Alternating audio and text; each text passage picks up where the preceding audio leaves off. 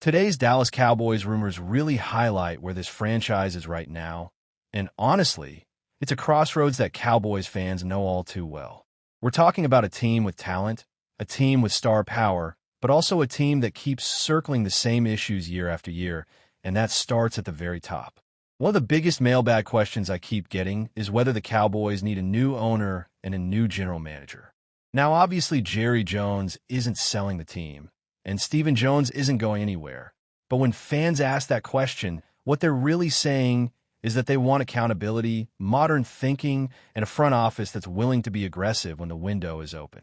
The Cowboys have operated like a conservative business instead of a ruthless football organization, and that mindset has shown up in free agency, in trade deadlines, and even in how they value their own players.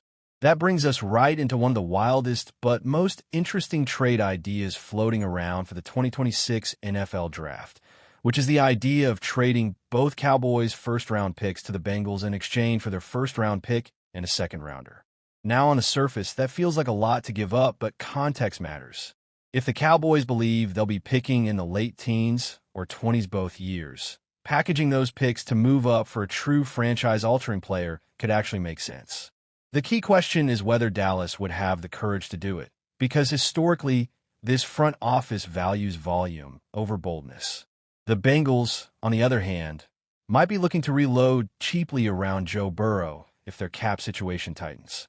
This is the kind of forward-thinking move contending teams make, but the Cowboys rarely play chess while everyone else is playing checkers. Another trade rumor that has Cowboys fans buzzing is the idea of Max Crosby for George Pickens.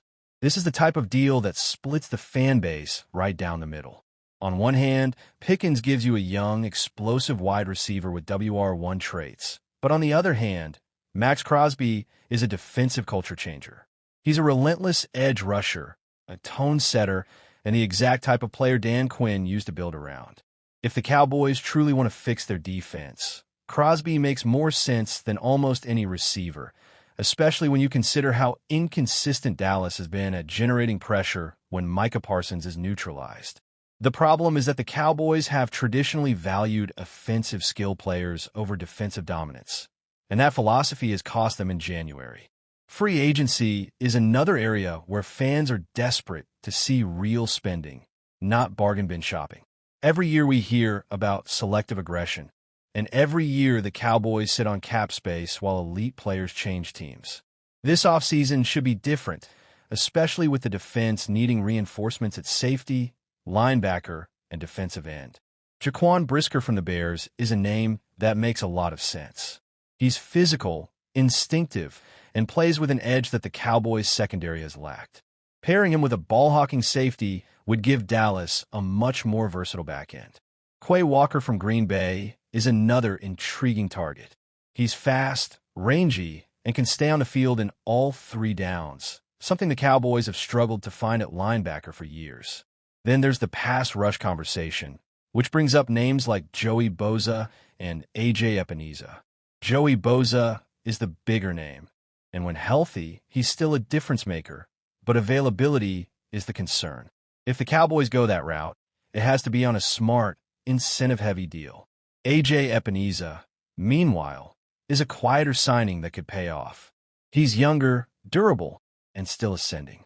Dallas has missed on too many aging veterans. Epineza would represent a shift towards sustainable roster building. Draft-wise, Cowboys fans should keep an eye on players like C.J. Allen and Caleb Downs.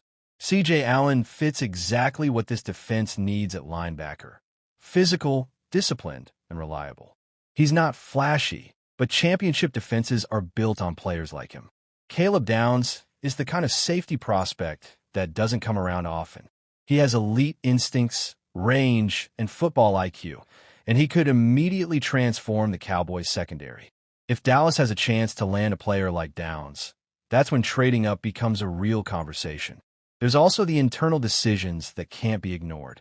Eric Kendricks re-signing would make sense if the price is right. He brought leadership and stability to the linebacker room, but Dallas can't overpay for past production. Terrence Steele is another tough call. Bringing him back on a pay cut feels reasonable, but only if the Cowboys have a real backup plan. The offensive line has quietly become one of the most fragile parts of this roster, and that's not something you can ignore if you want to protect your quarterback in January.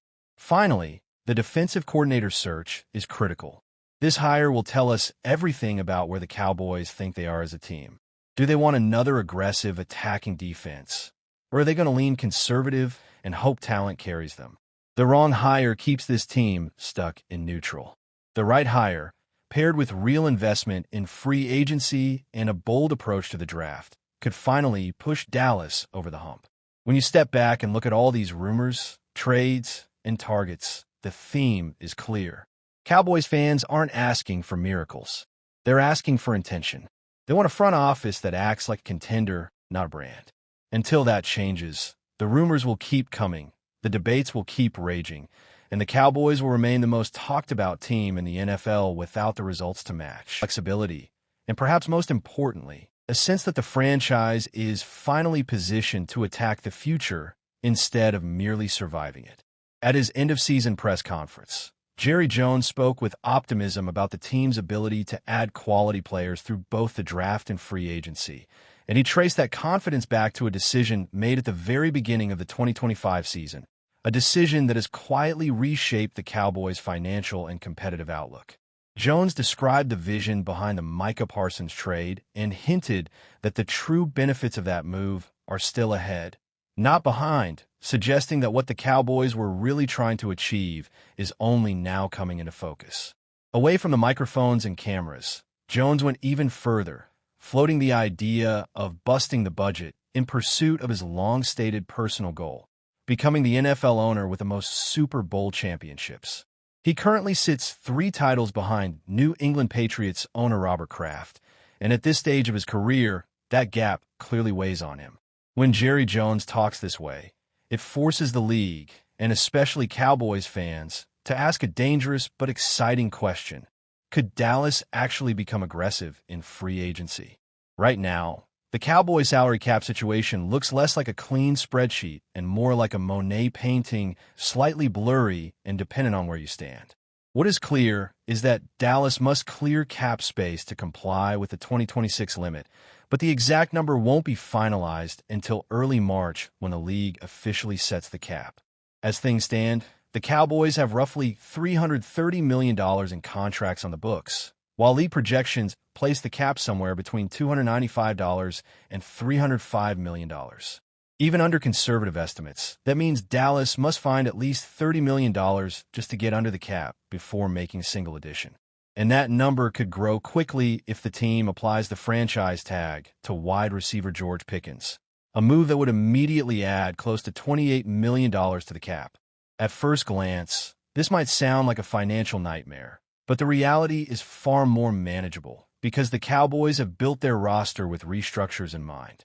Dallas can generate upward of $100 million in cap space by restructuring contract for Dak Prescott, CeeDee Lamb, Tyler Smith, Osa Odigizua, Darren Bland, and Jake Ferguson, simply by reducing base salaries to the league minimum and converting the rest into bonuses. However, not every restructure is created equal, and there are legitimate long-term consequences to consider. Fully restructuring Dak Prescott's deal, for example, would push nearly $8 million per year into future cap figures from 2027 through 2031, ballooning his cap hit to over $75 million in 2027 and more than $85 million in 2028.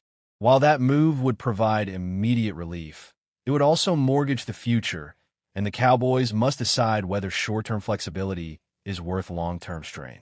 A partial restructure may be the wiser path, preserving flexibility without completely overloading future seasons. The situation with Darren Bland is even more delicate. Coming off his second foot surgery in as many years, Bland presents both upside and risk. His fully guaranteed money expires after this season, which gives the Cowboys a relatively clean exit option in 2027 if things go south. Restructuring his deal now would increase future cap commitments at a time when his durability is uncertain. For that reason, the smartest approach may be to keep Bland's contract untouched unless circumstances force the team's hand later in free agency, during the summer, or near the trade deadline. The good news is that other restructures carry far less risk. By reworking the contracts of C.D. Lamb and Tyler Smith alone, Dallas can free up roughly $36 million in cap space, money that can immediately be put to use. If the Cowboys want to push even further, they can look toward extensions for defensive tackles Quinnen Williams and Kenny Clark, both of whom are under contract through 2027.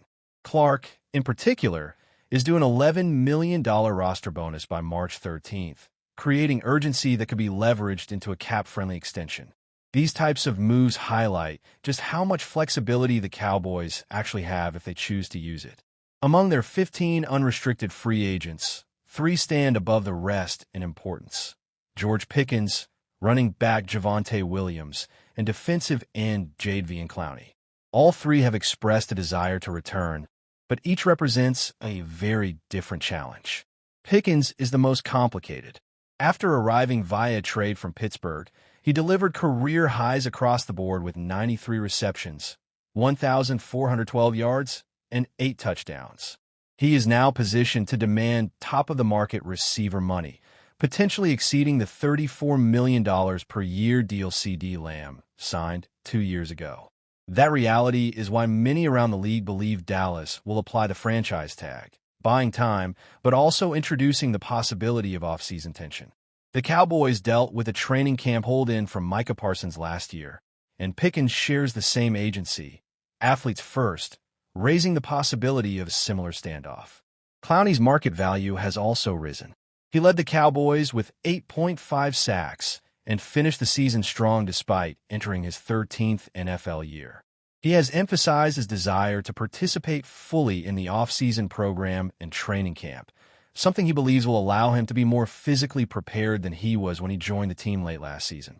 His on-field production is critical for a pass rush that struggled in 2025, and his off-field leadership has earned praise from head coach Brian Schottenheimer, particularly for his mentorship of younger players like Donovan Ezra. Javonte Williams presents a different kind of dilemma. He rushed for 1,201 yards, the most by a Cowboys running back since Ezekiel Elliott in 2019, but he did so on a $3 million salary. On the open market, that number is likely to double on a multi-year deal. Dallas can argue that production at running back can be found anywhere, pointing to Williams himself and Rico Dowdle, an undrafted free agent who also topped 1,000 yards. Whether the Cowboys are willing to pay Williams' market value will say a lot about how they view positional spending. Beyond unrestricted free agency, Dallas must also navigate restricted free agents, most notably All-Pro kicker Brandon Aubrey. Because he was undrafted, Aubrey is a candidate for the second-round tender, projected at just over $6 million. The Cowboys discussed a multi-year extension with his agent last summer, but failed to reach an agreement. Those talks could resume, potentially making Aubrey the highest-paid kicker in the league, while keeping his 2026 cap hit below the tender number. Guard T.J. Bass and Brock Hoffman also factor into this picture, both undrafted players who have proven reliable. Bass started 5 games last season and has shown he can hold down left guard if Tyler Smith stays at tackle, making him a strong candidate for a short multi-year deal that buys out his 2027 trends, positional value, and how these prospects might shape the future of teams like Dallas. This is about projection, development, and understanding how the modern NFL is evolving. Mel Kiper's board always sparks debate, and this year is no different. What immediately stands out is the heavy emphasis on quarterback play at the very top. That tells us something important right away. The 2026 class is shaping up to be defined by leadership, decision-making, and offensive control. In today's NFL, that's the currency teams are willing to pay top dollar for. Let's start at number 1. Fernando Mendoza, quarterback out of Indiana. Mendoza being ranked first overall may surprise casual fans, but when you turn on the tape, the logic becomes clear. He's calm in the pocket, processes defenses quickly, and doesn't panic under pressure. His mechanics are clean, and while he may not be the flashiest quarterback athletically, his football IQ and accuracy give him a very high floor. In a league where mistakes at quarterback can cost coaches their jobs, Mendoza represents stability. For teams looking to reset their franchise, that matters more than highlight throws. Right behind him is Dante Moore from Oregon, another quarterback but a very different style. Moore brings more natural arm talent and creativity. He can extend plays, attack downfield, and thrive in modern spread concepts. However, his game is still being refined. Decision-making consistency will be the key factor that determines whether he challenges Mendoza for QB1 status by draft time. From a Cowboys perspective, even if quarterback is an immediate need, this kind of talent always forces front offices to evaluate long-term options. At number 3, we see the first non-quarterback, Jeremiah Love, running back from Notre Dame. Running backs rarely crack the top 5 anymore, which tells you just how special Love is viewed.